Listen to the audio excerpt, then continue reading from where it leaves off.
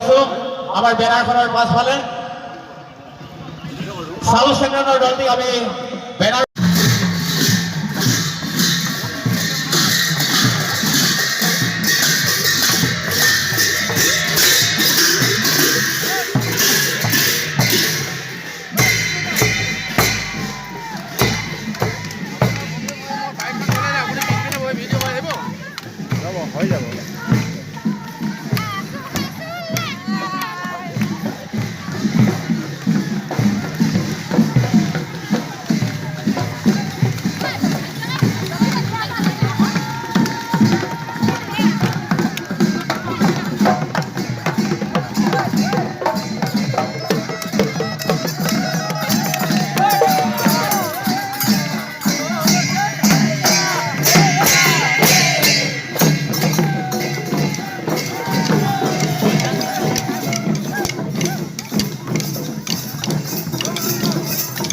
ইংৰাজী ৩, ৪ আৰু ৫ মে সমন্বয় ৰঙালী বিহু অনুষ্ঠিত হৈ আছে। উলুপ দ্বীপশিখা যুৱ সংঘৰ উদ্যোগত ইনথেম নগাপথাৰ সমন্বয় যুৱ সংঘৰ আৰু সমূহ মাৰ্ঘেৰিটাবাসীৰ সহযোগত ৩ দিনীয়া বিস্তৃত কাৰ্যসূচীৰে সমন্বয় ৰূপালী জয়ন্তী বৰ্ষ সমন্বয় ৰঙালী বিহু অনুষ্ঠিত হৈ আছে।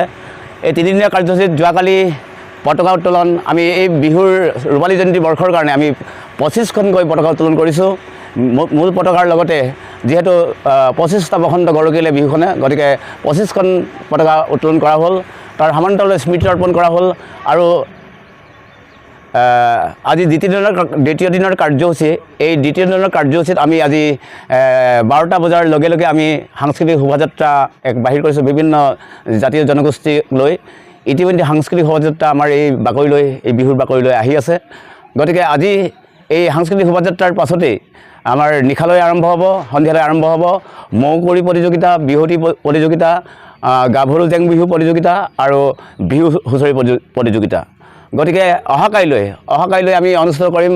অহাকাইলৈ তেনেধৰণৰ বিভিন্ন কাৰ্যসূচী নাই। আমাৰ বঁটা বিতৰণী অনুষ্ঠান আৰু বঁটা বিতৰণী অনুষ্ঠানৰ লগতে বঁটা বিতৰণী অনুষ্ঠানৰ পাছতে আমি আমাৰ আমন্ত্ৰিত শিল্পী দীপশিখা বৰাৰ দ্বাৰা গীতৰ কৰণীৰে এই ৰূপালী জয়ন্তী বৰ্ষ সমন্বয় ৰঙালী বিহুৰ অন্ত পৰিব।